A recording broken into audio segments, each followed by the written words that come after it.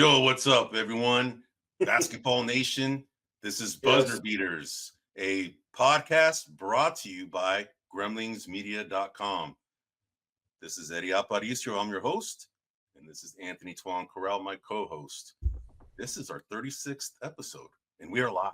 And we are live because we want to hear from you. We have been talking about upcoming trades that are happening, and as you probably know, there's 12 trades and counting that have already happened. That's probably where we're going to spend most of our time on this show today, is on the trades that have taken place, with an emphasis on the higher profile players, and then the ancillary players will probably do that towards the end. But you know, our intent is to go about an hour each show. Sometimes we go over, most of the times we go over, and sometimes we go under, but that is our intent. And you can find us at grumblingsmedia.com, as well as any podcast outlet that you can think of, such as Facebook, X, Spotify, Pandora, YouTube, you name it. Just call out Grumblings Media and you go ahead and find us. So let's go ahead and get started, Tuan. The trade deadline is tomorrow at 12 p.m. Pacific. Yes. And there has been a flurry of activity, and it all essentially kind of started when I got a text from you at 9:15, bro, or 9:18 p.m. on Saturday night. I was watching a movie with my wife, right? And then all of a sudden I wasn't paying attention, and she kept looking over at me, right? And I'm like, sorry, babe, my phone's blowing up, man, because all my hoop head buddies were kind of texting me, and all the other friends, they're all like, hey, did you hear about this? And dude, it was funny because when you first texted me, I didn't see it, man. I was looking online and there was nothing reported. And it's like, how did you want to know about this before? Yeah, bro. My insiders were telling the insiders. So, and you know what's funny is I started kind of looking, I finally found it, and I saw like a bunch of people on Twitter just saying, oh man, Shams, phone just got hacked, because everybody didn't believe that this really happened, right? Yep. But what we're talking about here is probably considered one of the biggest trades in NBA history. You have a perennial all-star, perennial MVP candidate on an annual basis in going into his 9th year in Luka Dončić, who just got traded from the Dallas Mavericks to go to the Los Angeles Lakers. 6th year. You said 9th, right? You meant 6th. No, it's 9th. He's about to start his 9th year, man. He's about to start his 9th year because he was eligible to be a Supermax deal. And the Supermax deal is only players that have been drafted by the organization and have at least 8 years with the organization are eligible for a maximum Supermax contract. Yeah, I did too, because a few podcasts ago, we were like, oh, maybe 6 years, man. I'm telling you, the older we get, time flies a lot faster. Yeah. Right?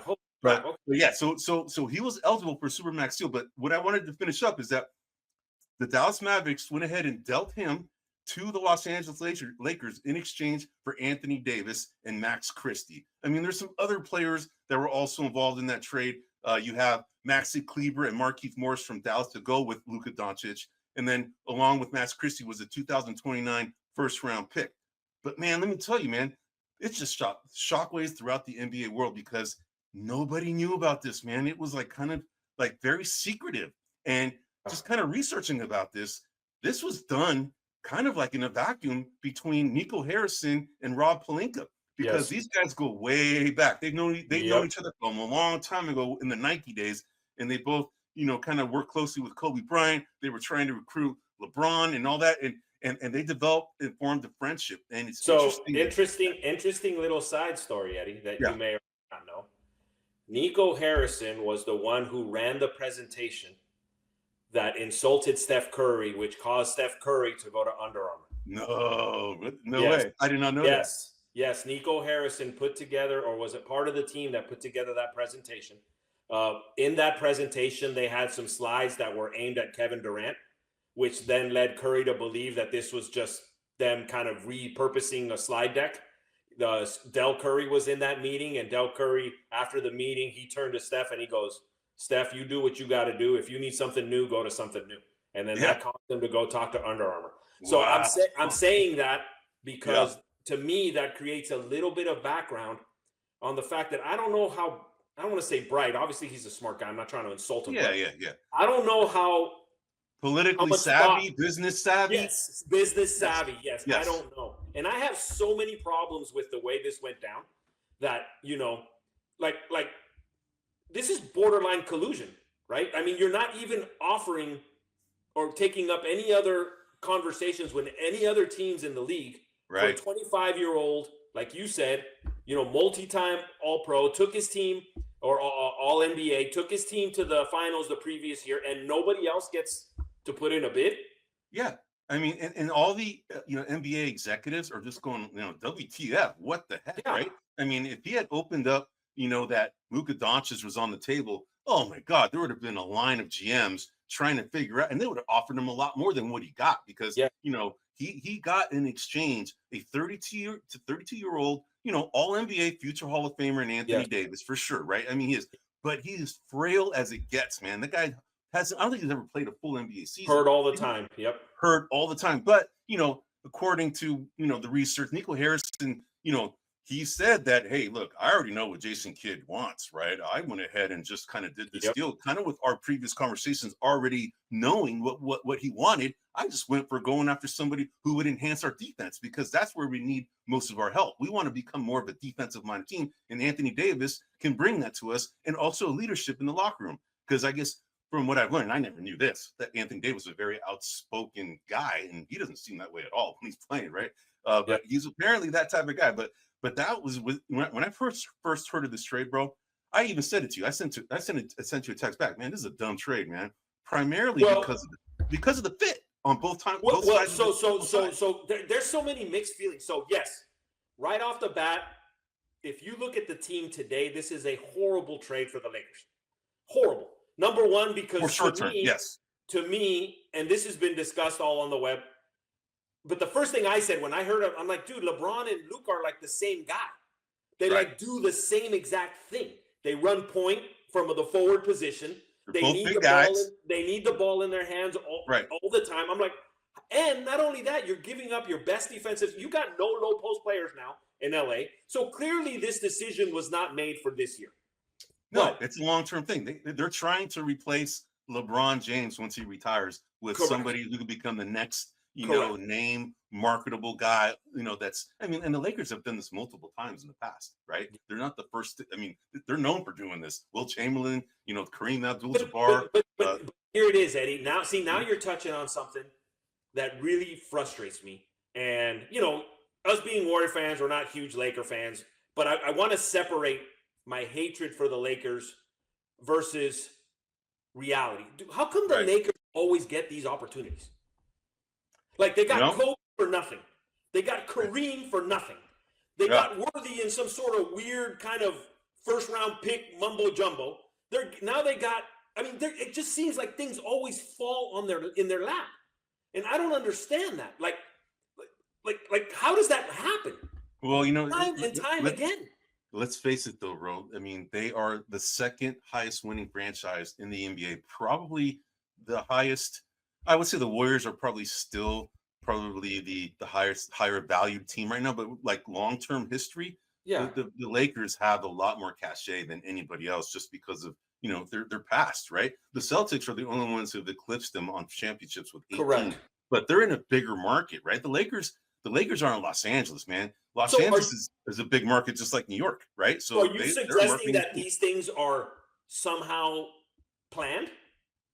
I don't know if they're planned. I would say that there is that players know that if they want to have a bigger presence within the NBA and be marketable, and especially if they're already I want to go there.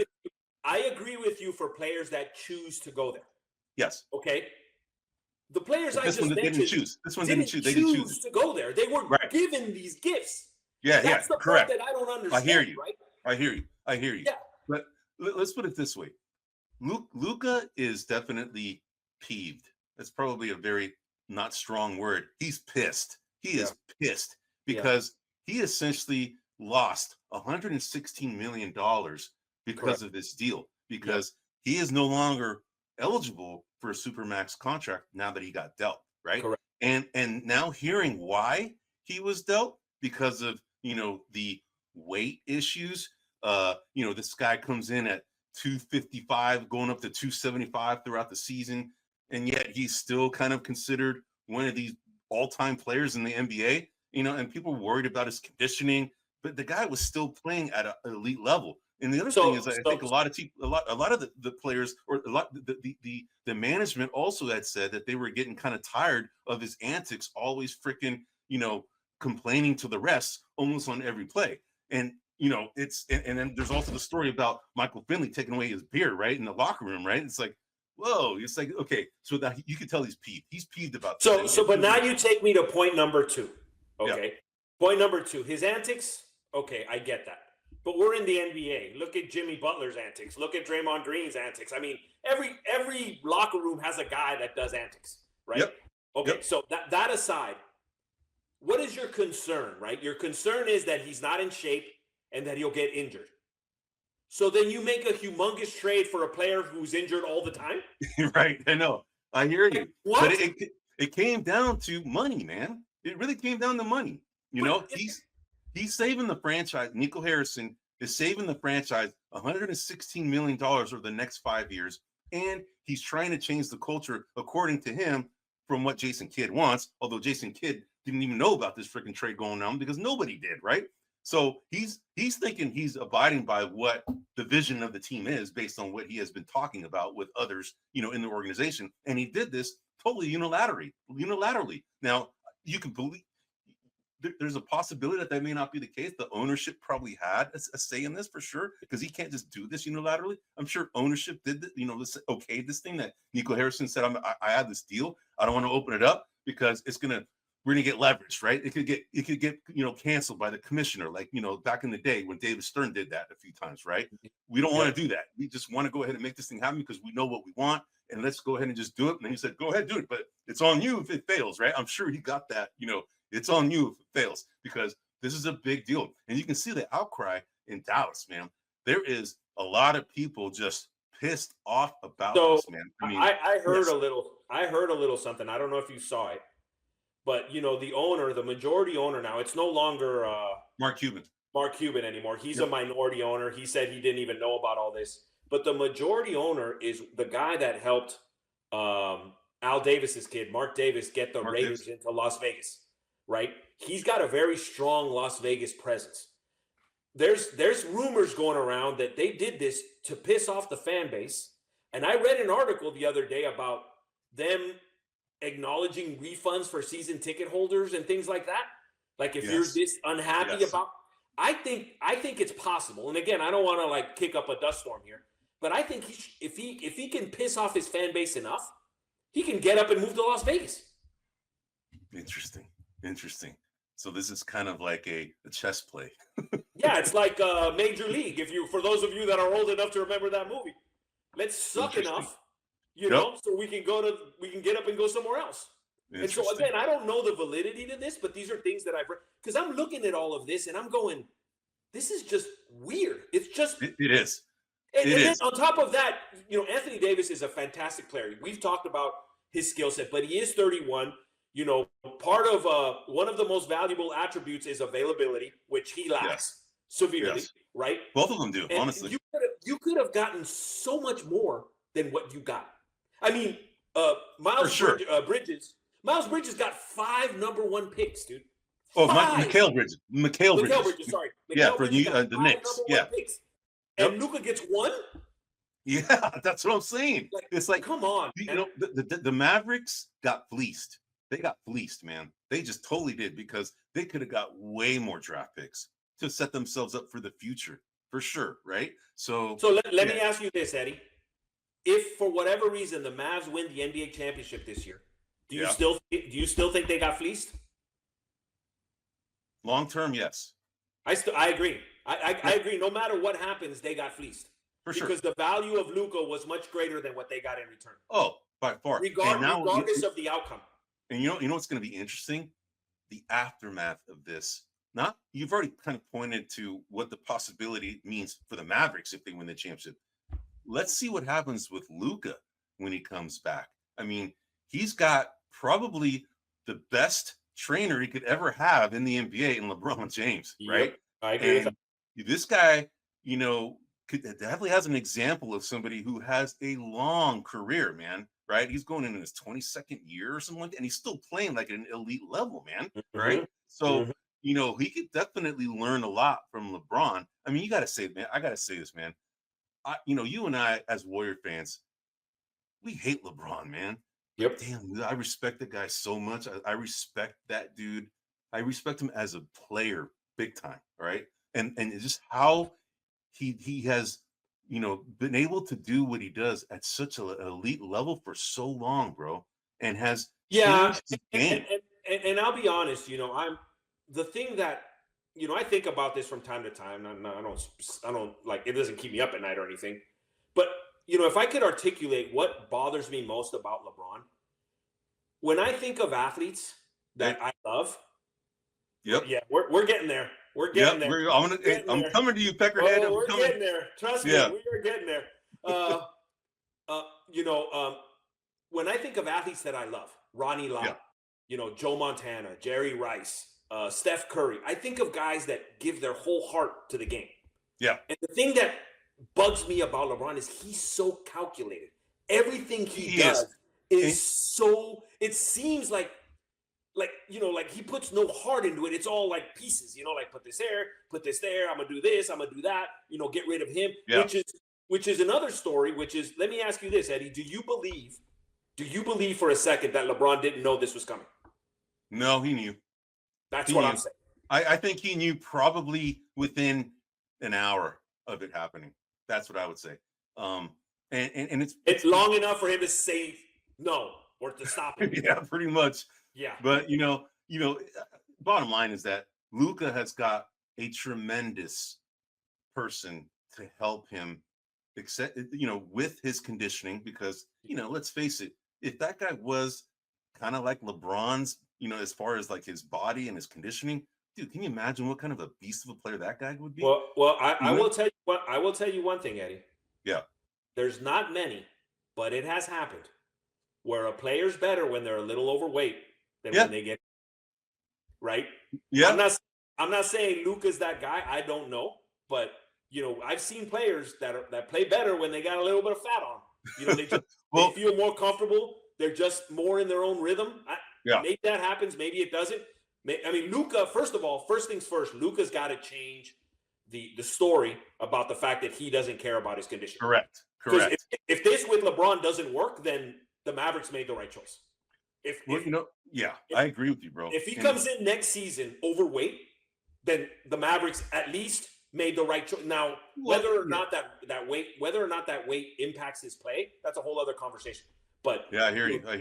They were scared to give him $380 million. They didn't want to do it without any assurances that he was going to be the kind of leader that they needed him to be. No, I hear you, man. And you know, and just before we got into this topic, what I wanted to kind of bring up is that, you know, you brought up overweight guys that, you know, once they become a little bit more in shape, they're not as good. I can't really think of somebody off the top of my head, but I can tell you that the other guy in the NBA who isn't necessarily like the model of physicality or being a great physique is a Nikola Jokic. Yep, Nikola Jokic is a frumpy looking guy who doesn't look like he's in shape, man, but he's arguably the best player in the NBA, right? I mean, that goes to show you, man, is we got another okay, it says Luka is going to be too busy making commercials to get into shape. Right on, Will. Hey, thanks for listening in, man. Appreciate the support, man. We will see. I'm really going to be interested in how Luka handles all this. But when it's all said and done, as out of shape as he may or may not have been, he took his team to the NBA Finals the year before. Yeah. No, I hear you. So right now, they have no reason to believe that weight impacts his play. Other than what it doesn't. It impacts how long he can play. It impacts the amount of games that he can play, right? Correct. I mean, LeBron is like, he hasn't played a full season himself either, but that's a lot of because it's load management, right? But he's been playing for 22 years, man, right? Yep. And that guy is like a model of consistency with respect to conditioning. At 42 years old, he's incredible, man. All right. So, okay, let me change topics, going to the Mavericks side. Okay. When you first told me about this trade, I said this is a dumb trade. We already talked about why it's a dumb trade for the Lakers, because both Luka and LeBron are very similar style players, right? They're both bigger point guard type guys who, you know, can, you know, kind of more ball dominant in general, although LeBron is a very good passer and so is Luka.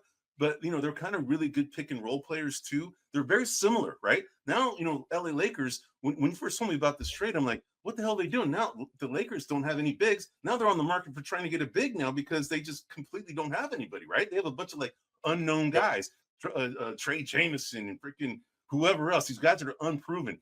Then you go to the Mavericks side. Anthony Davis, right? Anthony Davis, elite defender, elite two-way player when he's healthy, right? But then you got PJ Washington, you got Derek Lively, you got Daniel Gafford. There's a repetition right there. Now I was telling you right after that trade, I'm like, you got Christie in that trade, who is a developing DN3 guy. Yeah, but he's a guard type. But what I was trying to say is, my point is that they have a duplication, like a bunch of people that have duplicate roles. They have like 4 bigs now, right? That are all kind of really, really good. I mean, I would argue that PJ Washington and Daniel Gafford, that trade last year is what put Dallas over the top, right? I agree. And they're still really good because of that. Now, I think maybe Nico Harrison's like, oh man, we made that trade with PJ Washington and Daniel Gafford. Man, that made us a lot better team. Let's go out and get another guy. Let's get Anthony Davis. Yeah, but then now you got a bunch of, big guys, and you have, only Kyrie Irving, who's hella old, to be like the guard of that team. And, he's a great player, but you need more balance. That's why I said it's a dumb trade when I first heard about this trade, man. It was dumb. Yeah. That's it, man. So, well, the one thing that I would say in terms of the bigs, and I'm sure you've heard this, is, apparently Anthony Davis has been clamoring for some time that his natural position is a 4, not a 5. And for the Lakers, all he's played is a 5. Well, if that's true, he's a 4 now because Dallas has 2 5s, right? For me, if I took away the magnitude of Luka, right? His age, the amount of, I don't think it's such a bad trade for the Mavericks today, right? Today, correct. But what it's going to be in 2 or 3 years, that's a whole different conversation. We shall see, man. We shall see. I will tell you this. It would not shock me if the Mavericks won the finals. I don't think they're going to beat Oklahoma City. I don't think they're better than that squad, but it wouldn't shock me if they won. Yeah. Okay. We'll see. It remains to be seen, man. Yeah. So let's dovetail to the next trade, right? Because, our Dubs just made a trade minutes before we just started this podcast for a player that we both had talked about wouldn't be a good fit for the Warriors, right? Yeah. And for multiple reasons. Well, I want to go ahead and shout out to Peckerhead, Atlanta Raider man. Dudes, what the heck or what the F, right? Why do we panic with Jimmy Buckets or Suckets? I like that. Jimmy Suckets. All right. So, we talked about this last a couple of podcasts ago, is that, the Warriors right now, because of their fast start at 12-3, and then now they've completely been like a 500 team, like 10 games under 500 since then, right? That it became apparent that Steph Curry is not able to be a true number one for a team anymore. He just doesn't have the endurance. He's nearly 30. He's going to be 37 years old next month, right? And defense has figured it out. They're like, we can shut down, Curry, and these guys don't really have any other shot. I mean, Andrew Wiggins, he got dealt, right, with this trade. I mean, just to go ahead and report this, the trade that just happened was that Jimmy Butler signed with the Warriors. He actually just did a 2-year extension for $121 million. But in the deal, the Warriors sent back Andrew Wiggins and Dennis Schroeder and Kyle Anderson. And it turns out that there's other teams involved because Schroeder just went to the Utah Jazz, and then Kyle Anderson went to the Raptors. All right, so this is a complicated deal that went down. PJ Tucker went to Miami. Went back to Miami. Right. So and then so but I just wanted to kind of give the specifics as to the deal that just happened, right? But the Warriors are they're coming across a little panicked, as Peckerhead said, a little desperate because desperate. And the thing is that because they were going after Paul George, it didn't happen. They went after Lauri Markkanen, it didn't happen, right? Then they were trying to go after Jimmy Butler, and then Jimmy Butler says, "I wouldn't resign with the Warriors." I mean, there's posturing left and right here, all over the place. Because then you hear a few weeks ago, Curry and Kerr, they were all kind of expressing concern about Butler being a good fit in the locker room, and that was the primary reason why I thought he wouldn't be a good fit, is because you already have a very assertive, strong personality in Draymond Green, and then you're bringing in somebody else who's very similar to him, and one of these guys, they're both like wolves, man. They're going to want to establish, essentially, mark their territory, right? And Draymond Green is going to definitely mark his territory. It's like, man, you're the guy, man. We know you're Jimmy Bucket, man, but this is This is the Warriors way. This is our culture. You got to fit in with us. And Jimmy Butler, when you hear something like that, he's like, screw you, man. I'm a better player than you. I'm worth 50, 60 something $million and you're worth 25. Come on, man. I'm not going to take any of your crap. That easily could happen, man. And yeah, let's see Draymond. Let's see Draymond punch Jimmy buckets. See what happens. Yeah. I mean, there's going to be a big and then who's going to stop it, right? Right? So that's my concern. And the Warriors, in my opinion, made a panic move, man. A panic move. And I did not like this move at all. I agree. I hate it, man. And so here's a couple of things, right, to add. Green in 3. Thanks. Yeah, Green win in 3 rounds. Yeah, we'll see. He's got him by 50, 60 pounds maybe. But anyway. Yeah, he does. One of the ramifications of this decision, and again, Eddie, you and I have had many talks about Jonathan Kuminga. Yep. You're more on the positive. I'm more on the pessimist look. Yep. But the thing is, what does this re-signing of mean for Kuminga? Because now next year you're going to have Curry and Butler that are $60 million apiece. Yep. Right. That's $120 million in 2 dudes. And then Draymond Green's 25. And then Draymond Green. Right. Yep. And then everybody else you got to fill in. So what are they going to do with Kuminga? Good question. It really depends on what they do this year. If Joe Lacob likes the progress of this new team, now, assuming that they're done, I don't think they're done. I think there's another day for them to potentially pick somebody else up. And the guy that I have been touting for a while is Nikola Vucevic. I really want that guy on the Warriors because I think he's a really good fit. He's a 34-year-old guy too. So you're talking about Team Geritol here, bro. All right. Yeah. There's a bunch of older guys trying to win it again, ARP right? Crew. Yeah. Right. So if they get another player and Joe Lacob likes the progress that this team is going towards, and let's say get to the conference finals, which is a total leap. But let's just say stranger things have happened, right? But let's just say they get there. I don't think Lacob would be opposed to going to luxury tax again to try and do it again. So that's why they would probably resign, assuming Kuminga comes back like he was, right? So that would be my call. What do you think? Yeah, this is such, and then the other thing, right? So Butler bypassed next year's contract. Maybe Kuminga now goes to Chicago. Oh boy. For Vucevic?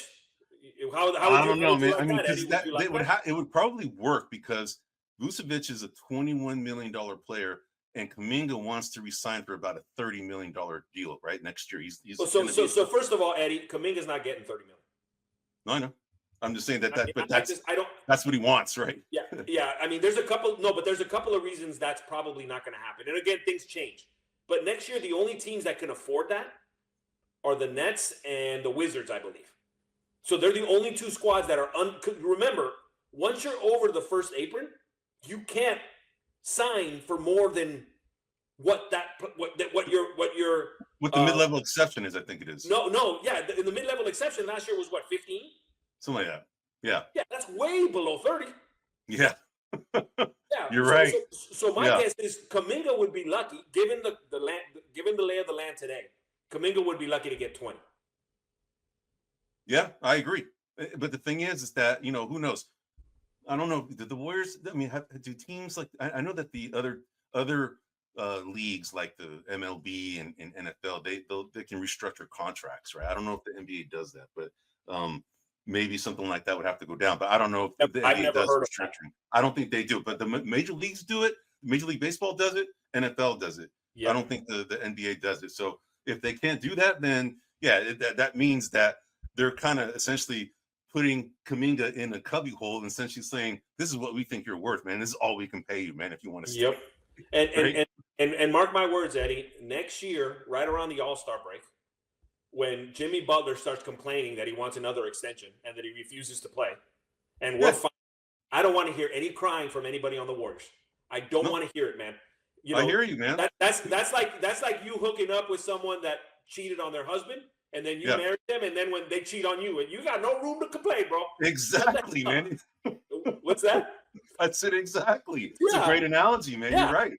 I don't even want to hear it, man. I hate this deal, man. Oh, so do I. I hate it. I hope I'm proven wrong, man. I hate this deal. And I know, like, the guys that are, the guys that are chiming in are, it's Matt Corral and Will McGee, buddies that right, from back in high school. we're on a text stream and there's other guys, Pete, he was saying, oh man, I love this deal. And I'm like, oh my God, I hate this deal, right? The majority of people that I know that like hoops and like the Warriors, they hate this deal, man. Hate it. It's anyway. I'm just extremely frustrated. The only thing that will salvage it is get Nikola Vucevic, man, and then I feel not as bad.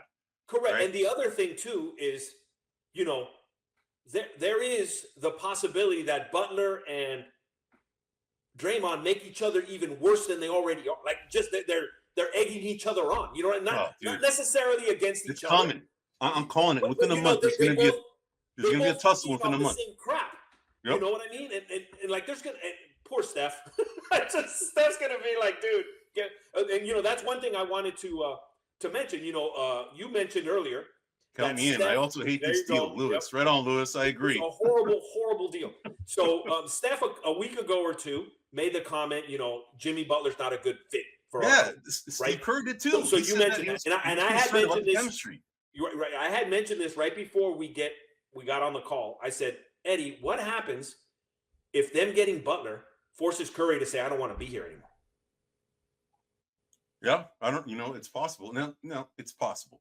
You're right. That's a possibility, especially if Curry, assuming that he wasn't posturing, right? That this was a posture to get the deal done, because we know Miami Heat and Pat Riley, they posture left and right in their sleep, bro, right? Yeah. I mean, just today it was being reported that, if we can't make a deal done, we don't have to do it. We're good, right? I'm like, yeah, right. You want that cancer still on your team, man, creating all these problems? Yeah, right. But what's interesting, bro, you're right. If Curry is not, if he's not posturing and he's being real, and he's being very sincere, that he thought that this would be a chemistry issue, and let's say he's proved right, you're right. He'd probably say, screw this, man. Well, I wanted to be a Warrior. I want to win the championship. I might want to go elsewhere, right? Eddie, look at Curry's track record, okay, just for a minute. Yeah. When do you recall him ever saying anything negative about another player? Never.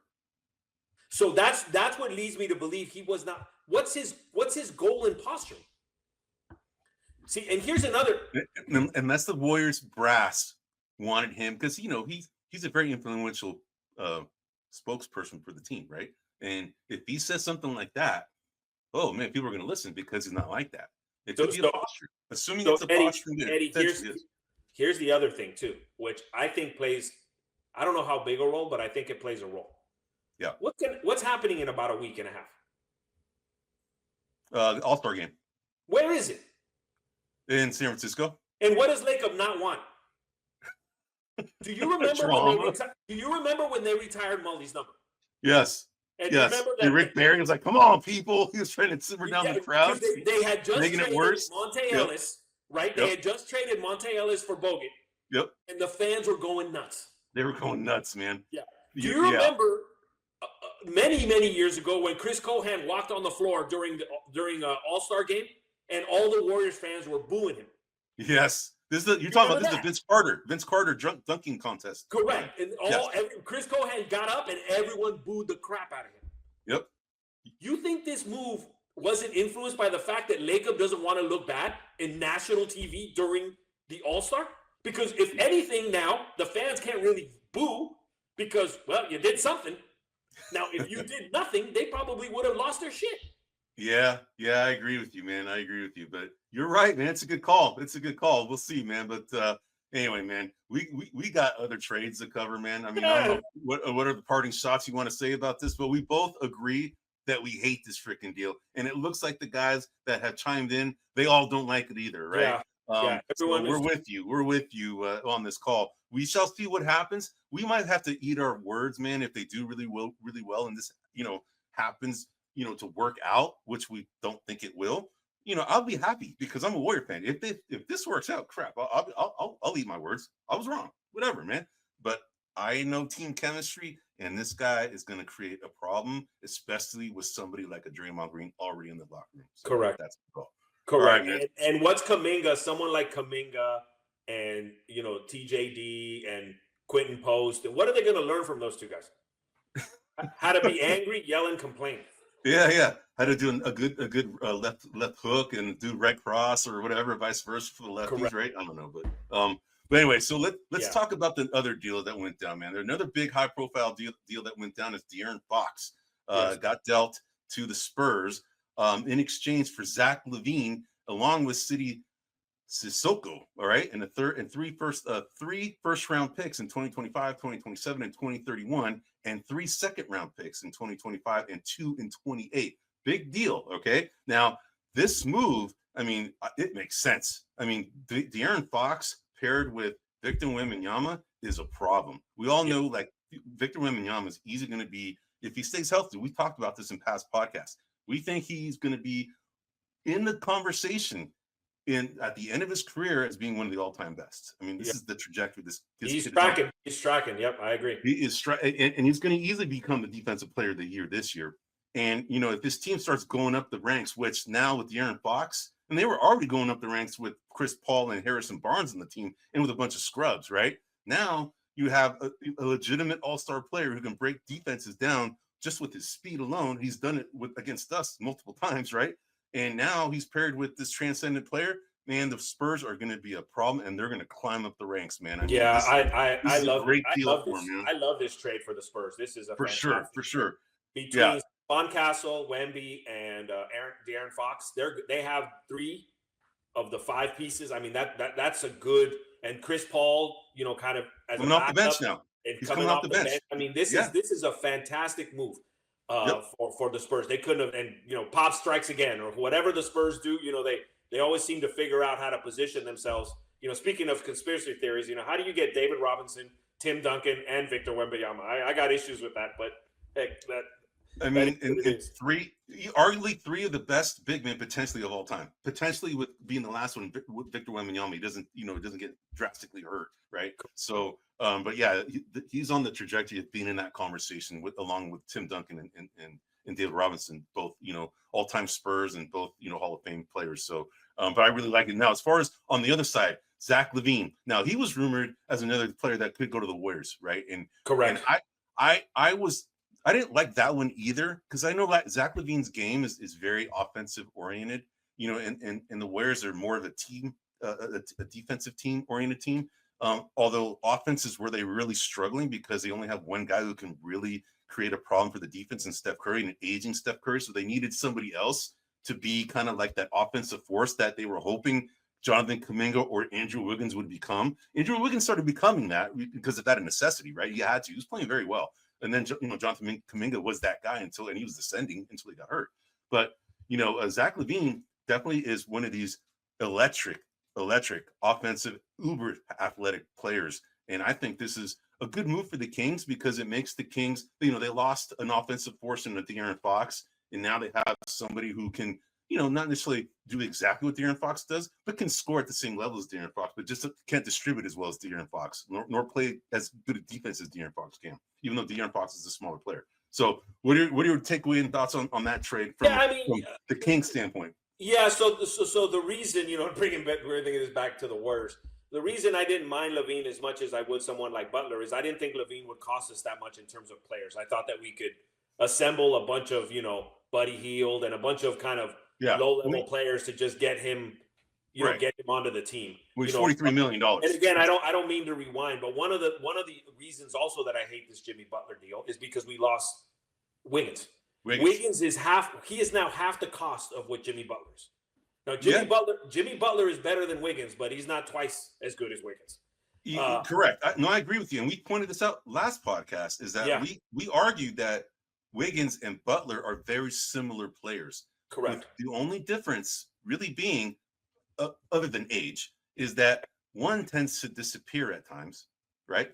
And maybe not have the strong mentals, as you just pointed out with, you know, Jimmy Butler. Jimmy Butler is a very strong persona, and he doesn't disappear. The only time he disappears is when he gets injured, man, right? And he gets injured quite a bit because he's an older guy. As you know, as we already talked about last week, the older we get, the more injury prone we get. It's just the way it is, man. It's just the way it is. So, you know, we shall see what happens here, man. But getting back to your question, you know, I thought the Kings could have got a little bit more from De'Aaron Fox. Unfortunately, everyone knew, and that takes us back to the Luka situation, right? When everyone knows that you want to get rid of somebody or somebody's not going to re-sign or whatever the deal is, that lowers your value and your leverage. which may be a reason why the Mavericks did what they did. But, they got one pick. They got Zach LaVine. Who else did they get? I was just trying to look here. The city. Okay, so the Zach LaVine and City Sissoko.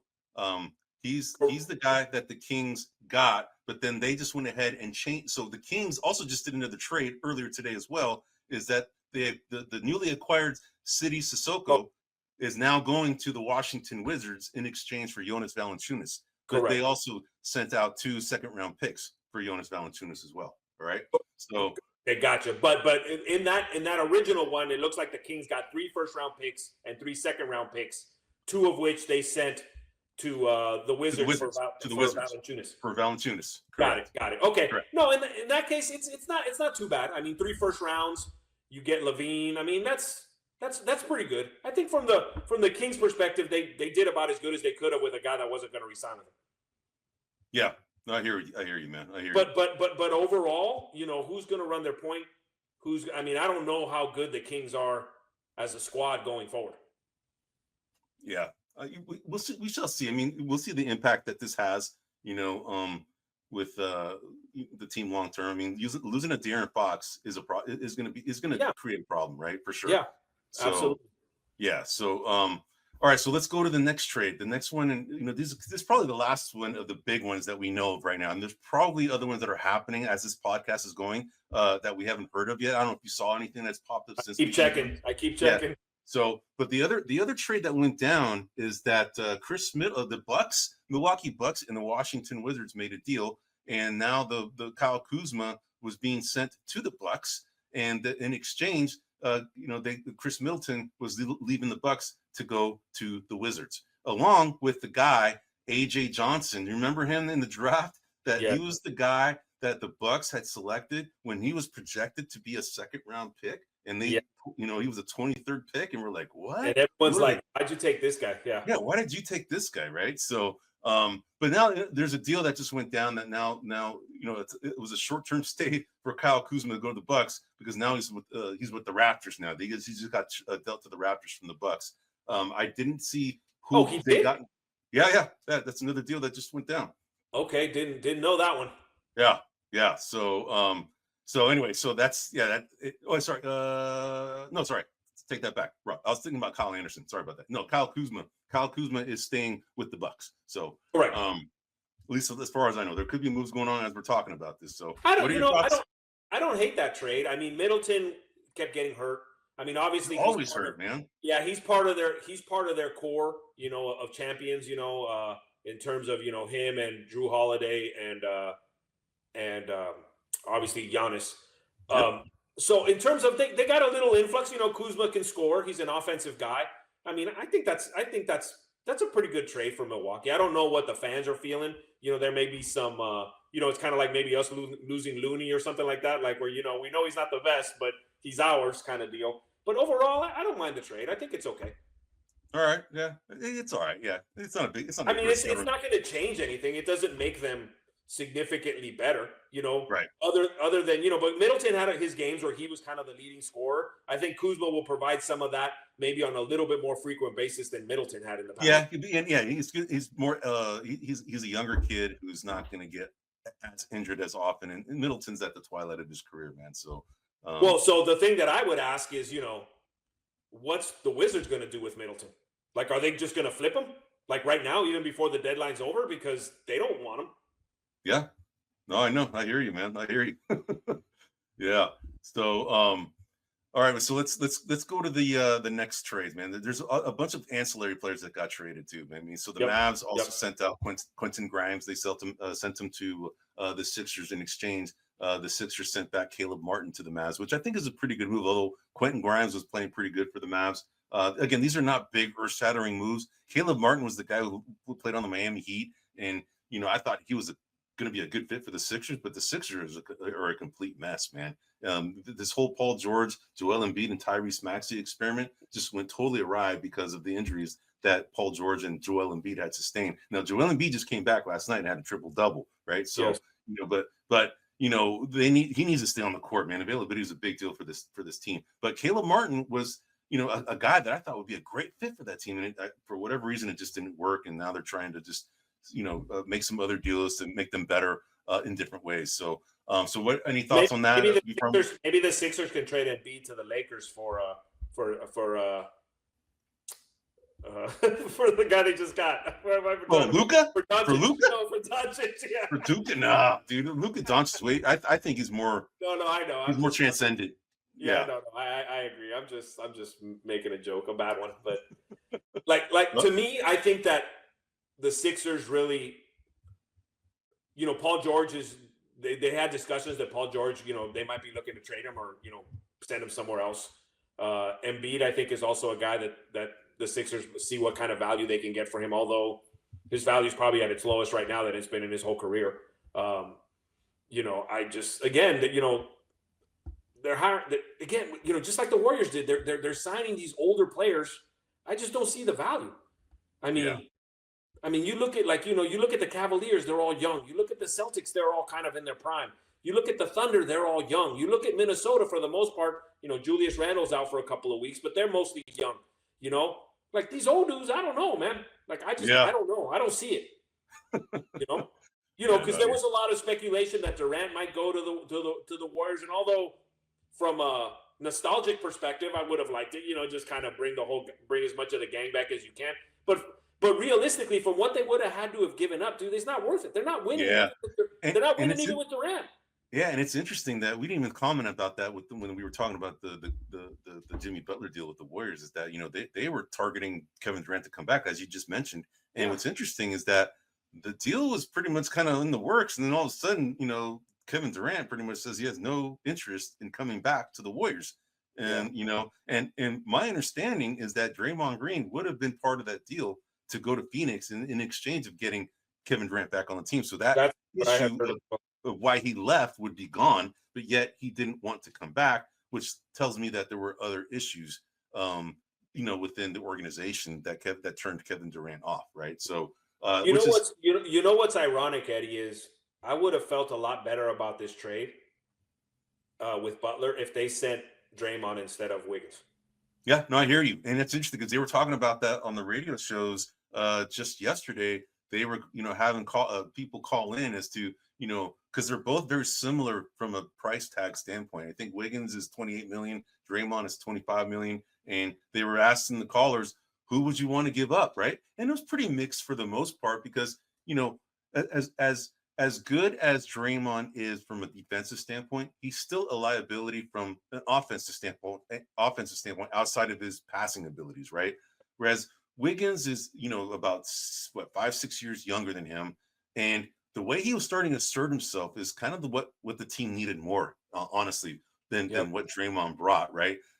Because they have other guys that have developed into pretty good defensive players, but not the same level as Draymond, because Draymond is an elite defender. He is, especially from a team standpoint. But yeah, and what's interesting is that they polled the audience about that, and it was pretty mixed. But I would say that most of it was leaning towards Andrew Wiggins, that they wanted to keep Andrew Wiggins rather than keep Draymond Green in that deal if Kevin Durant was to come to the Warriors. I would have felt better. Number one, because you're getting rid of one alpha for another. Yep. Two, Jimmy Butler's a better offensive player than Draymond is. Yep. And like number 4 or 3, I don't know what I'm at. Wiggins is got a little longevity to him. I think he's got at least 2 to 5 years of pretty decent basketball in him. As long as he's mentally engaged, yes. Yeah. But the thing to think about is, the last couple of years his father was sick. You can tell he's very kind of into his family, and his father passed away, so that was kind of clearing. I don't think it's a coincidence that he's having his best year in like 2 or 3 years after his father passed away, because it's like he doesn't have to worry about that anymore, or whatever was stressing him out. Not that he's not depressed about it, but he's kind of moving forward a little bit, and he was getting better as we go. And I just, to me, and I'm not a huge Wiggins fan. I never really had been, but I think Draymond, for all the good, that he's brought us a lot of bad too. It's been, for sure. It's been a large price tag with Draymond Green. And it's pretty evident that the organization, they're a little worn out by him now, right? They're just kind of tired of him now. And that's probably why he was being talked about potentially being dealt, because his time with the Warriors was kind of drawing near to an end, especially because of his antics. Although he's gotten a lot better, he has not caused, he's gotten technicals, but he's nowhere to the level that he was in the past, man. So, which is good. So we have a few more deals, and then I think we're gonna have a little time to go over our quest for the best one-on-one player, and then we can go through that because we have like 10 minutes, but we can probably go about maybe another 15 minutes after to go ahead and finish that up. Let's go ahead and go into the next one. So we have Utah and the Clippers made a trade where the Clippers sent Mo Bamba, PJ Tucker, no longer with the Clippers. Now he's with the Miami Heat. And then a second-round pick to Utah in exchange for Drew Eubanks and Patty Mills to the Clippers. All right, so that was a deal that was done.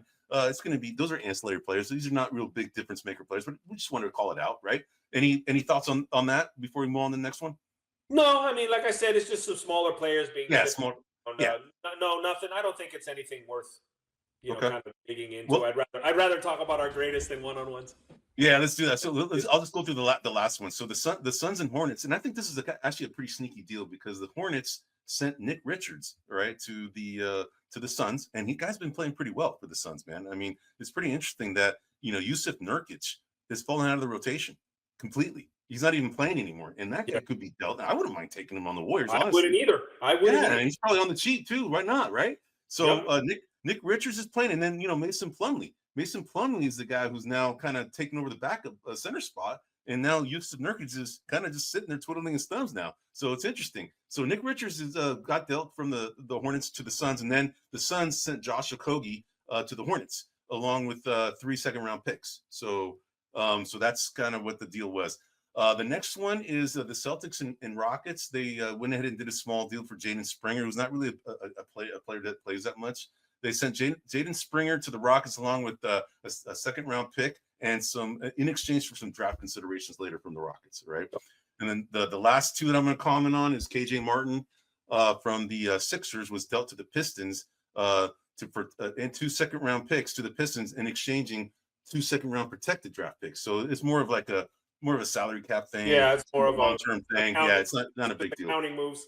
Yeah, exactly. And then the last one that we'll comment is the Pelicans and Thunder. Daniel Tice was sent to the Thunder. Another big, right? I wonder if that tells you anything about Chet Holmgren's, coming back or not. Because they had a Hartenstein. They have the Jalen Williams, who's the backup center, and now they're bringing a veteran big and Daniel Tice to help that team from a big standpoint until Chet Holmgren comes back. So they gave him up for draft consideration. The Pelicans will give draft consideration back to the Thunder. So that's it, man. It's pretty. Did you mention Caleb Martin? The Caleb Martin? Yeah, we did. Yeah. Okay. So that's pretty much it. So that covered our trade deadline frenzy. There's probably going to be some more trades that are going to happen when this re-airs. Our podcast re-airs tomorrow. It's not live tomorrow. It'll be just reposted on YouTube and all the different, Rumble, all these other platforms. But I'm sure there's going to be a lot of trades that will make this somewhat passe. At least it will miss a few trades that we didn't talk about today. But now we're going to go on to one thing to note, Eddie. One thing to note: the Bulls just gave Lonzo Ball a 2-year, $20 million extension. Oh wow! Okay, interesting. Maybe he'll play this. Maybe he'll play in 2 years. Yeah, exactly. All right. Well, so let's get to the thing that we started. Actually, this is our 5th week getting into this thing, right? We are in the 5th week of doing this quest to determine the best one-on-one player of all time, as well as the best divisional team of all time. We covered the Central Division last week of the Eastern Conference, and the team that we yielded are from the Cavs, LeBron James, from the Bucks, Giannis Antetokounmpo, from the Pacers, Reggie Miller, from the Pistons, Isaiah Thomas, and then from the Bulls, all-world Michael Jordan. And among this group, best one-on-one player, it came down between LeBron James and Michael Jordan. We both chose Michael Jordan, right? And by the way, I want to kind of shout out to a guy who's been listening to our show. He kind of chimed in on me as to, why the argument that I picked as to why, Michael would, beat LeBron. And what he had chimed in, I don't know if he's still listening, but what he had chimed in is like, I'm disappointed in you that, the rules were different back in the day. Michael Jordan was in the 90s and he was getting beat up left and right, and he could handle LeBron no problem because LeBron may be a big guy. That was your argument, that LeBron would be a big guy, but Jordan would be able to pick his pocket. But he was arguing that Michael Jordan would be able to just kind of rough him up as much as LeBron James could rough him back up. So that's a pretty good argument. I like that. Yeah. So I do. Before you get into the next group, I do want to bring something up. I think we need to do an edit. You and I in week 1 of this contest. I had picked Dirk Nowitzki as the all-time greatest Maverick. You convinced me to go with Luka, which, by the way, I talked to my brother about, and he was losing his crap. He was like, "What's wrong with Eddie? How could he pick Luka?" Right? This was before the trade, right? So yeah. So given that Luka didn't finish his career with Dallas and hasn't done as much as Dirk did, I think we should kind of rotate that back to Dirk Nowitzki. I agree. We'll go ahead and do that. And by the way, once we finish the selections, we're going to finish this. This is episode number 36. Episode 37. Next week, we're going to go ahead and finish this up with the Atlantic Division of the Eastern Conference. This week, we're doing the Northwest Division of the Western Conference. But once we finish that up, we're going to go ahead and edit any teams as we need to, right? Because we weren't thinking about constructing the team when we started doing this. We just kind of picked the players, and whatever came up, that's it, right? So we can go ahead and revise as we think, we need before we start this kind of tournament of, these 5-on-5s and who we think is going to be the ultimate, 5-on-5 team of all time as far as within a division. So, but anyway, so let's get back to, so this week we're going to go ahead and pick, we're going to pick from the Northwest Division of the Western Conference. So we're going to go ahead and cover the Oklahoma City Thunder, the Denver Nuggets, the Minnesota Timberwolves, the Portland Trail Blazers, and the Utah Jazz. So those are the teams for this week, man. So, all right, Twan. So let's go ahead and start with you, man. Let's go ahead and start with the Oklahoma City Thunder, formerly known as the Seattle Supersonics. All right. Who are some of your candidates? So there was a lot of names on my list here. So I went through a lot of names this week because, I just a lot of reminiscing, a lot of thinking back, starting with the old Seattle Supersonics, right? They had players like Rashard Lewis I had on this list. Oh, wow. I didn't have him on there. Good call. Yeah. Dale Ellis. I didn't have him either. Okay. Yes. Jack Sigma. I had him. List. Hall of Famer. Sean Kemp. I had him too. Yep. Papa Gary Payton, right? I had those him. Guys. So those are and he only spent 1 year there, but Kevin Durant was a Supersonic for one season. Right. His rookie season was Seattle's last season. So, you can put Kevin Durant in there as a kind of a slash. And then from the Thunder days, obviously the guy who's playing now, SGA, Shai Gilgeous-Alexander, a hell of a player. I had Serge Ibaka on there. We had already put him under Houston, but I didn't want to forget, James Harden's contributions. Obviously, he came from the Oklahoma City Thunder. And then, of course, who I guess I would affectionately call is Mr. Thunder is Russell Westbrook, right? He spent bulk of his career there, got his triple-double record there. He did a lot. Before I give my number one player, Eddie, is there anyone that I may have left out or anyone that you had? No, you actually you had more players than I did on this one. The only guy that I would kind of pick as not necessarily an honorable mention, only because he really didn't play 1 minute for this organization, but they drafted him and they traded him. They actually drafted Scottie Pippen with the 5th pick of the 1987 draft, and they traded him to the Chicago Bulls, where he became this Hall of Fame player, right? Yeah. Oops. Can we get it back? All right. So my player that I picked was Kevin Durant.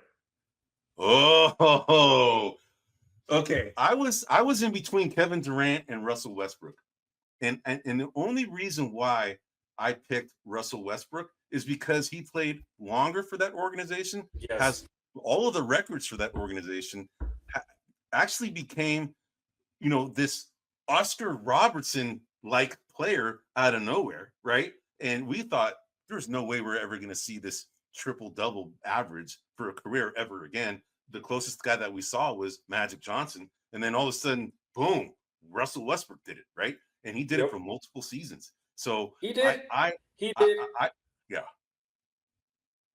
So when it comes for what he's done for the organization, yes, Russell Westbrook's done more. He was there more. But let me ask you this, Eddie.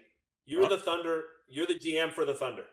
Yep. And you got a draft pick coming up. Who you drafting? Durant or Westbrook? I mean, that's an easy choice if you're going to go with correct. That and route, that's why I had Russell Westbrook won a championship after Durant left, or then maybe. But to me, Kevin Durant's just the better player. He did leave. He did break their hearts. I know all that, but so did LeBron James when he left Cleveland. So, I mean, I guess for this one, I'm going to lean a little heavier that I think it should be Kevin Durant. Yeah, I mean, the thing is that I was in between both, man, and I was when you use that argument, if you were the GM now and knowing what their whole careers played out, who would you pick? yeah, you would pick Kevin Durant as he's gonna. I mean, they're both gonna be future Hall of Famers. Let's face Correct. it, they are both gonna be future Hall of Famers. And you know, as what Russell Westbrook is a fiery competitor. And you know what's interesting about Russell Westbrook? When he was at UCLA, he was more of a defensive player, man. He was not even really an offensive player to be considered. He was a shutdown defender. And then he became kind of this force offensively when he came into the NBA. So it's very interesting to see the evolution of his play, him as a player, because he became this offensive force. So, but yeah, you know, like I said, I'm not hard pressed. I will say, you know, for this, Kevin Durant was, you know, in his own way, a trailblazer, right? How many 7-footers? And I know he likes to say he's 6'11". He's not 6'11", but whatever. Yeah. How many 6'11" guys did what he did until he got into the league? Nobody really. I don't think anybody. He changed the game for big men. He changed the game for a guy of his size to be able to handle the ball, you know. And I don't think we still have seen anybody quite like him at that size. Wembanyama is probably the guy that would rival that, but I would say Kevin Durant is a better ball handler at this point than Wembanyama. And he's shorter, but Brandon Ingram was obviously, you know, the similar. The yeah, there's another guy. Clone type of. I mean, he's nowhere near as good, but he is. Right. Hey, real quick. So, all right, bro. I will go with you on this one, right? Cool. I'll go. I won one. Let's settle on that one, bro. And by the way, I want to just chime in. William went ahead and jumped in and says, I jumped on late. And yes, I believe there was collusion and talked about it on my podcast in regards to the Luka trade. Yes. I believe the NBA, once they found out, pushed hard to send him to the Lakers. Yeah, I agree. I just don't like the whole, hey, Eddie, I got a guy for you, Eddie. Yeah. Hey, he's really good. Just give me your guy. I'll give you my guy. All right. Yeah. You know, like, come on, man.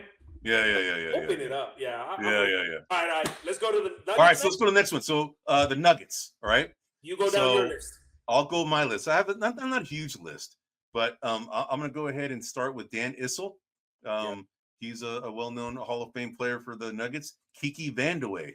I didn't get Kiki Vandeweghe. Good call. Kiki Vandeweghe, man. He from UCLA, man. Alex English. He's another guy. Those three guys, when they were together for the Denver Nuggets in the 90s, were like the late 80s and early 90s. They were like the highest scoring team in the league for most. Dude, they averaged like 145 a game. It was crazy, man. They were just like they were Run TMC on steroids, man. Dude, they were Alex ridiculous. English he's like Shea Gilgeous-Alexander, just smooth, bro. Yeah. Smooth. Yeah. So anyway, those are three I started with. Then I had Dikembe Mutombo. Fourth pick of the 1991 draft, Hall of Famer, of course, and rest in peace. He just lost his life last year or earlier this year. Last year, excuse me. Last year, 2025, right? So the other guy I picked was Carmelo Anthony, third pick of the 2003 draft. Definitely a future Hall of Famer. Another guy I picked is Rudy Gobert. Believe it or not, he's definitely a good Gobert? Nugget. No, he never played for the Nuggets. He got sorry about that. He got traded to Utah, but he was picked by the Nuggets. Okay, I forgot to mention that. He got picked by the Nuggets and then got traded to Utah. He was the 27th pick. Great value at that pick. So the next guy that I picked is Jamal Murray. He was the 7th pick of the 2016 draft. Donovan Mitchell, 13th pick, but then he got traded to Utah. All right? Yeah. So, but the guy that we ought to settle on, man, is Nikola Jokic. I mean, and you know what's crazy? This guy was the 41st pick of the 2014 draft. 41st pick. He's easily going to be considered the best second-round player we have ever seen. Yep. By far, right? Because you could argue before him, Draymond Green, Dennis Rodman, those two guys stand out. I would say, who was it? Manu Ginobili was another one. Those three probably stand. I'm sure there's others that we're missing, but there is no one that in the second round that could easily call themselves a 3-time MVP, right? And potentially be a 4-time MVP this year, right? Probably could get it. If he doesn't get it, it's just because the voters are bored of him. Right. Get it. But dude, he's crazy good, man. So anyway, all right, that's my list. Who do you got? So everyone you mentioned, and I'm going to go with you. You know, Jokic as the guy. A couple players that I wanted to add that you didn't mention. Did you mention David Thompson? No. Okay, so David Thompson is one that I did want to mention. Another one, Fat Lever, if you remember Fat Lever. I did. Yep, yes. That's right. And then a guy that played for UMass that I liked him a lot was Marcus Camby. He played a good amount of his Good career call, with man. Good call. Yeah, but those Denver guys are Nuggets. not in the league. So those are three guys that I just wanted to note. But I'm with you. Jokic, the Joker, is the guy. I mean, if I had to go a number 2, I'd probably go Alex English or Jamal Murray. But to me, Jokic is by far and away the best player of that team. Yeah, it would be Alex English, Carmelo Anthony, one of those two. There'd be an argument for one of those two, but it's because Carmelo is going to be a Hall of Famer. Alex English is a Hall of Famer, and Nikola Jokic is definitely going to be a Hall of Famer in spades, right? All right. And I think probably Jamal Murray might be as well. Yeah, if he stays healthy, and I would say that he's probably dependent on winning another championship, in my opinion, because he doesn't have all the accolades. Yeah. So, all right, so let's go to the next team. So the Minnesota Timberwolves, right? Yeah. This is the organization that started in 1989, man. So I started with the last one. You start with this one. All right, so I'll go down my list here. So we have here Kevin Love. So Kevin Love was someone that I put on this list. Yep. A guy who was recently traded from the organization was Karl Anthony Towns. So I have him on the list. Obviously Ant-Man as well, Anthony Edwards. He's on this list. Some lesser known guys, at least not for you younger folks, for us older heads, Sam Cassell. I put Sam Cassell on this list. He had a pretty good career.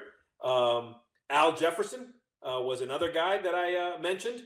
A guy that the Warriors traded for that, in my opinion, never got the respect that he should have under our organization, who I thought was a really good player who ended up. I know you're going to say Danielle. No, Tom Gugliotta. Oh, that's another one. Tom Gugliotta, dude. We traded him to Washington after, and he had a pretty good career. He did. And if you remember, when he came to the Warriors, Latrell Sprewell froze him out. He wouldn't pass him the ball because he was mad because we traded Chris Webber for him. Oh, right. God, and they were all upset, and they freaking froze him out. And he was a decent player. He was a decent player, but he's no Chris Webber, man. Of course not. We were all hurt, but he was much better than they treated him. I'll tell you that. Yeah, no, I hear you. I agree, man. I agree. And then Andrew Wiggins, obviously, he spent the bulk of his career with Minnesota. And then obviously the guy that I think, at least for me, when I think of Timberwolves, I think of him, and that's Kevin Garnett. Good, man. All right, man. So I'll give you my list. All right. Okay. I have quite a big list too. So Christian Laettner, he was the third pick of the 1992 draft. Okay, remember Isaiah Ryder? Yes, from Oakland. Fifth pick of the 1993 draft. I had him. Now the guy that you were describing with Tom Gugliotta, I thought you were going to go ahead and mention Daniel Marshall. Daniel Marshall is another guy. He was the fourth pick. From UConn, yep. Yeah, 1994 draft. Then we had Ray Allen. He was the fifth pick, but he was traded, so he didn't really play a minute for these guys. But he was picked by these guys and then traded to the Bucks. So I just bringing that up as just a tidbit of trivia. OJ Mayo, remember OJ Mayo? Yeah, from USC. So he was the third pick of the 2008 draft, and he's one of two players with lifetime bans for the NBA, along with Jonte Porter. OJ Mayo, okay, because of substance abuse. So he's one of the only guys that one of two guys that have been banned lifetime, along with the newly banned Jonte Porter. So the other two guys that I'll pick, Ricky Rubio and Johnny Flynn. Oh God. Because they were picked, dude, they were picked 5 and 6 right before Steph Curry at 7. Oh my God, dude. I am forever grateful that they did that. They did that. I agree. I agree with you. We would not have had championships if they had taken Steph Curry like they should have. We would not. But all right, man. So then I have Zach LaVine. He was the 13th pick of the 2014 draft. Again, we're talking about the Minnesota Timberwolves. And then Karl Anthony Towns, you already mentioned, and Anthony Edwards, who's first overall in 2020. But the guy that I picked along with you, he was the 5th pick of the 1995 draft, and that is Kevin Garnett. KG. I think he's the all-time KG. He's the all-time Minnesota Timberwolves. So we have right now for the Thunder, we have Kevin Durant. For the Nuggets, we have Nikola Jokic, and then for the Timberwolves, we have Kevin Garnett. That's that's a pretty good team, man, so far, right? Good team, yeah. All right, let's go to the Utah Jazz. So I'll start. My list is pretty small, and I think we're gonna have a little dispute on this one, bro. All right, because I think I know who you're gonna pick. Okay. But the guys that I want to give honorable mention. Do you remember Dr. Duncanstein? Charles Dawkins? Nope. Daryl Griffith. Daryl Griffith was Dr. Duncanstein. He was the second pick of the 1980 draft. Daryl Dawkins was Chocolate Thunder. That's what his nickname was. Okay, Dr. Duncanstein was Gerald Griffith, 1980, back in the day. He's not a Hall of Famer. I remember the Dr. Duncanstein poster. Yeah, it's Daryl Griffith. I thought it was Chocolate Thunder, Dr. Duncanstein. I thought it was like Shaq, where he had 76 nicknames. No. He's Shaq Diesel. But all right, so I'll go to the next guy. So the next guy, he actually didn't play a minute for these guys, but I just want to note that Dominique Wilkins was drafted by the Utah Jazz with the third pick, but he was traded to the Atlanta Hawks. Hey, you know what, Eddie? Jot this down, bro. Yeah. I think on one of our shows, we need to go through every team in the league and pick their biggest miss. Okay, let's do that. Let's do that. Biggest miss in the draft. Okay, we'll do that. We'll do that as a topic here for sure. Yeah. That's going to take us some time, just like we're doing this right now. All right. Next guy, Karl Malone, 13th pick of the 1985 draft. The 13th pick. The guy's like number 4 scorer of all time now. Yep. The next guy I picked is John Stockton, 16th pick of the 1984 draft. Yes. Right. So he was the year before Karl Malone. Del Curry. Del Curry was drafted by Papa Curry. He got dealt to the Hornets shortly thereafter. Remember point guard Darren Williams? Yes. Yeah, 3rd pick of the 2005. Deron Williams. I remember. Deron Williams. They were arguing that he was greater than Stockton for a while. Hell no. Anyway, I know. All right, so then the last guy on my list is Gordon Hayward. I just want to give him honorable mention because he was actually a good Utah Jazz before he got dealt to. I think he got dealt to the Celtics. He might have got dealt to somebody else before that. But anyway, so he was the 9th pick in the 2010 draft out of Butler. Anybody on that I missed that's on your list? I got a couple of guys. One is Adrian Dantley. So Adrian Dantley played for Utah. I thought he was a pretty good player. The other one, that was sort of an icon, Pistol Pete Maravich. He played for the Jazz when they were in New Orleans. Yeah, David Skywalker Thompson. Yes. Right on, William. Yes. Pistol Pete Maravich, right? So that's right. I forgot about him. Right. I forgot about him. Yep. Did you mention Rudy Gobert? I did not. So I had Rudy Gobert on this. My favorite person who ever got dunked on was AK-47, Andre Kirilenko. So I had him on nasty dunk by freaking Baron Davis. By Baron Davis, yes. That's my favorite memory of AK. And I also had Jeff Hornacek because I thought he was a pretty good call. He was a pretty good player. And then you did mention Spider Mitchell, right? Donovan Mitchell?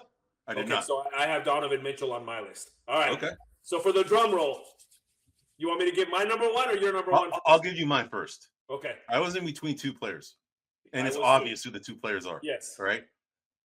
It was between John Stockton and Karl Malone. Correct. And I picked John Stockton. I did too.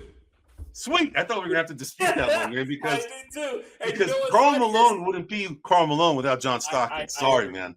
I right? agree. And John Stockton would be John Stockton without Karl Malone. Yeah, and you know what the memory that I have of John Stockton, was he was the first player that I acknowledged that said, you know what, he could have been a lot more selfish. He was a good shooter. He was good shooter. He was good at playing offense, but he was more focused on making the team better.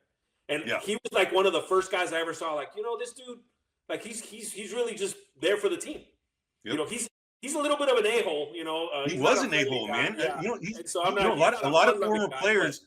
Yeah, but a lot of former players would call him out as one of the dirtiest players of all time. Yeah, and I'm like, they would. That guy? Are you serious? Yeah, apparently he was. But I just thought that the way he played the game, he made Karl Malone. Yeah. I mean, he absolutely made him. So that was all right. Cool. Okay, cool. We agreed on that one. All right, man. So the last team on our list that's representing the Northwest Division of the Western Conference, and this is the Portland Trailblazers. Dude, I have a long ass list, man. I got a long list too. So why don't we do this? I give one, you give one. I give one. All right, man, go for it. It'll be quicker. It'll be quicker if I rattle them off and then you rattle them off. Okay, go ahead. Then rattle away.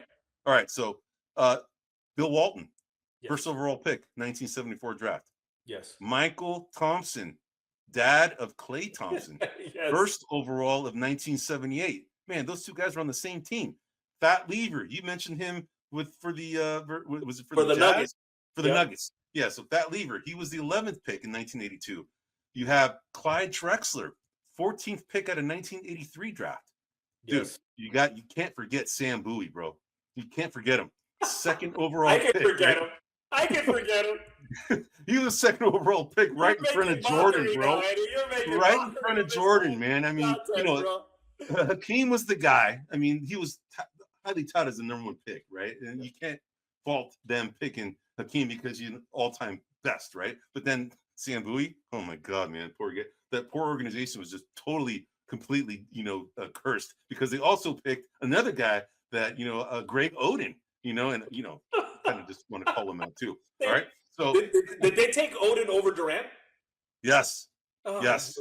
Yes. So all right. So let's keep going. So I got Jerome Kersey. Remember we had Angel Johnson. That's where she went to school. She went to the same school as Jerome Kersey, Longwood. So he was the 46th pick in the 1984 draft. Then you had Terry Porter, who was the 24th pick of the 1985 draft. And Terry Porter is a very underrated point guard, man. I remember he was a problem. He's a stocky guy. He was kind of like what's his name? The guy, the Detroit Pistons, Chauncey Billups. He's kind of like the same kind of player, right? Yeah, kind of stocky, good player. The other guy that I wanted to go ahead and call out, interestingly enough, this guy got drafted by the Blazers with the 24th pick in the 1986 draft. Arvydas Sabonis. Dad of Domantas Sabonis. Yes. And what's interesting is that he didn't play his first game until 9 years later when he was 30 years old. And when he was already beat up his knees. Remember, we always had these knee braces, but that dude was a freaking player, man. Remember that guy? I mean, that guy could pass like unbelievable. He was like the head on that guy, bro. Oh my God, he was like Zaza Pachulia on steroids. No, but it was like this wide, Eddie. Like he was like 2 heads next to each other, side to side. But big he was a hell of a passer. Like his neck, man. He could barely hold his head. He's like, ugh. Hell yeah, dude. He could move that nugget around to save his life. Oh, big time, man. Big time. And stuff. But I wanted to call him out because just imagine if he had played back when they drafted him in 1986, because he was already hella good. Yeah, he's a Hall of Fame player just when he started playing in the NBA at 30 years old because he was so freaking good, man. He was like hell of a passer. He was like Bill Walton. This was before we had Vlade Divac who could pass, but really we had no big men passers. He was a supreme passer. Absolutely, man. All right, so then I got a few others before, and then I have rest his soul is Drazen Petrovic. We have brought him up a few times in the past. Yes, he was a 60th pick, man, in the second round in 1986, but then died in an automobile accident. I think 5 or 6 years in his career. Jermaine O'Neal, you brought him up in the past. He was a 17th pick in 1996. He's another guy that I had on the list for the Blazers. Again, we're picking the best player of the franchise of the Portland Trail Blazers. The other guy I picked is Zach Randolph. All right, Zach Randolph is a guy that I had on my list. And then the last 2 were Damian Lillard with the 6th pick of the 2012 draft, and then CJ McCollum of the 2013 draft. But the guy that I settled on, I'll go ahead and tell you after you give me your list. Did I miss anybody? So you got a lot of my list. A couple of guys that I think you missed. LaMarcus Aldridge. I did miss him. So you got him. And then Cliff Robinson.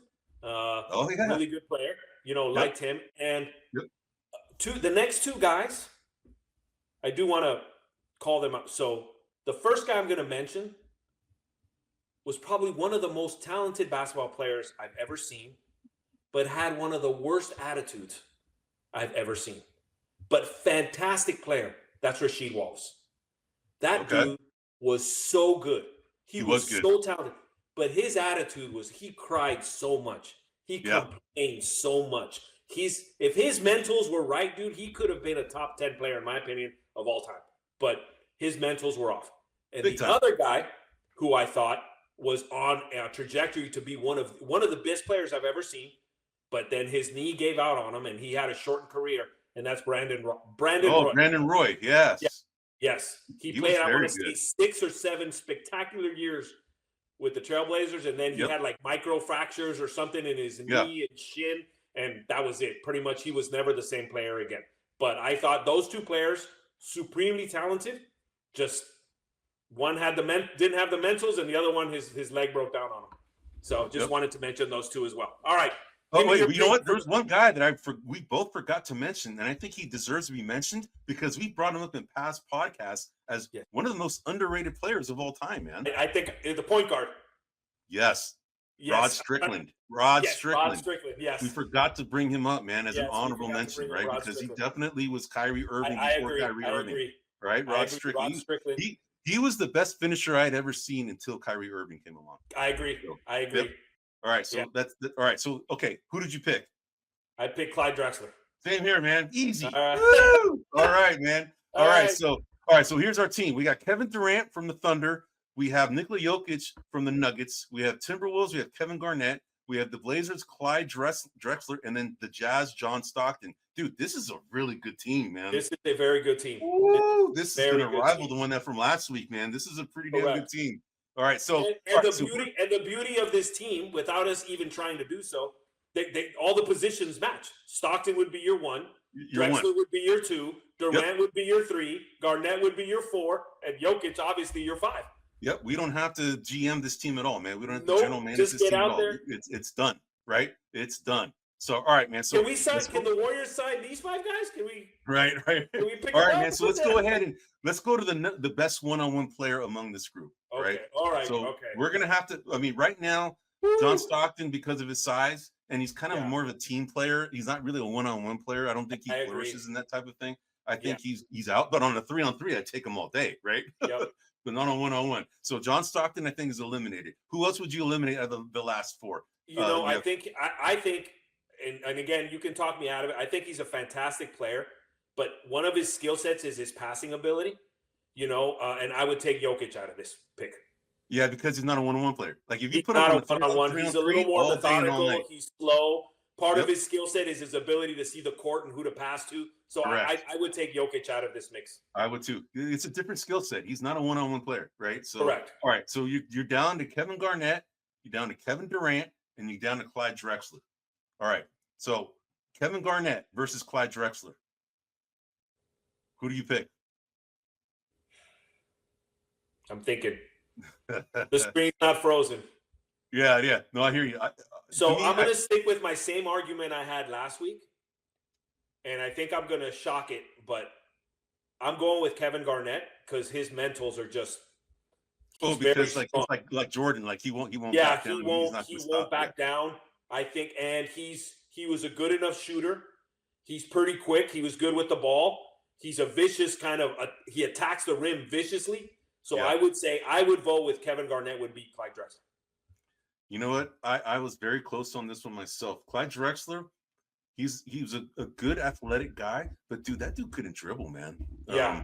You remember, like he seemed to have to look at the ball to dribble, man. He was always very right hand dominant, and he just couldn't really dribble that well. If you take him left, I always screamed at the TV anytime the Warriors played him, like, just freaking take him, make him go to his left, man. Yeah, he was Clyde the guy, not Clyde the dribble. But the dude could like jump out of the gym, right? And he just yeah, totally, man. But so I was leaning a little bit to Drexler a little bit, but now that I'm thinking about it, I think Kevin Garnett would take him out. All right, I think he would, just because he's that strong-minded guy, and he's a very good defensive guy, and he can shoot.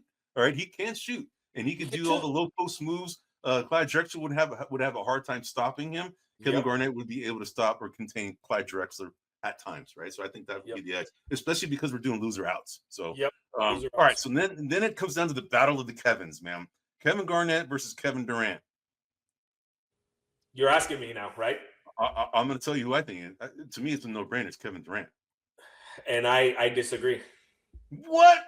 I disagree. No. Yeah. No, dude. No way, dude. No way. No way. I'm not. I mean, yes. So Kevin, how would I put this? Durant is probably one of the most skilled players in the NBA. But I think Garnett can shove him around. I think Garnett is long enough to maybe not block him, but definitely to D him up and make him alter things.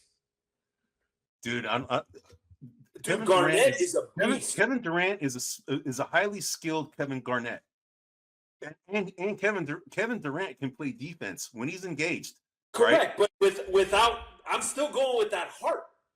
Like I think Kevin Garnett ain't gonna he's just gonna be on him. No, dude, talking smack, pushing him around. Yeah, I don't think so.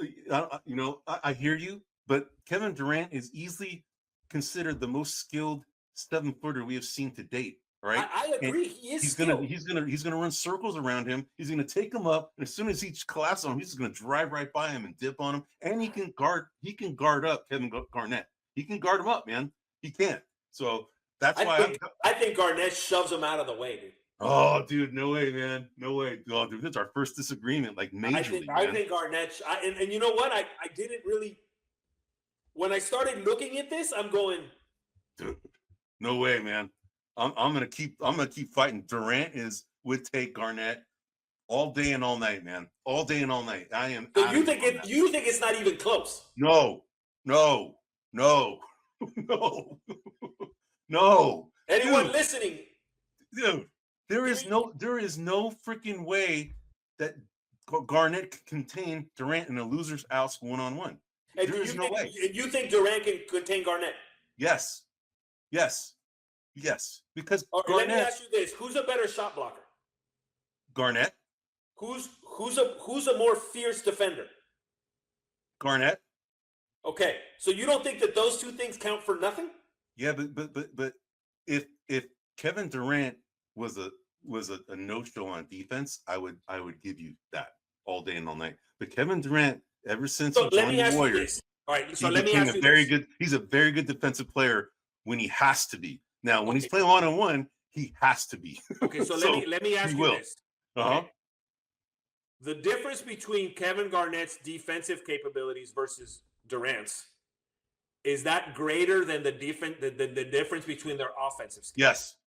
Yes. So you think Kevin Garnett is doesn't compete with Durant at all on the offensive side? Nope. Not even close. Not even close, bro. It's not even close. I'm surprised that you're actually taking it like this, man.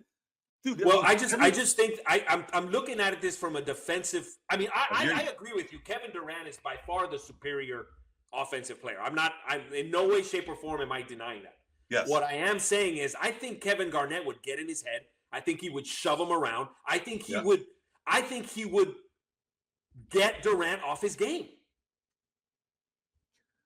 I really do. The only reason if you told me it's Kevin Garnett versus Michael Jordan, for example, I tell you, there's no way Garnett's getting Jordan off his game. As a matter of fact, he's going to make Jordan worse because Jordan's going to get pissed and now he's going to freaking punish him. Right? I don't think it's the same effect with Durant. I think he can get the one credit I will give you is we know how sensitive Kevin Durant is. Exactly. And that's we know, my point. And we know Kevin Garnett would be he's saying, gonna talk about his he's like, hey, ball out, cupcake, let's go, cupcake, let's go. Right? He's like that, right? He's gonna say things to him where Garnett's gonna freaking get his feelings hurt, and I think that's gonna matter. Durant would get his feelings hurt, but yes, I'm sorry, but Durant, when he gets pissed, he turns it on, man. He turns it on. I'm surprised that you're disputing me that strongly on this one, man. No way, man. I wish somebody here would call this out on who's listening. That's what I'm saying. Chime in, man.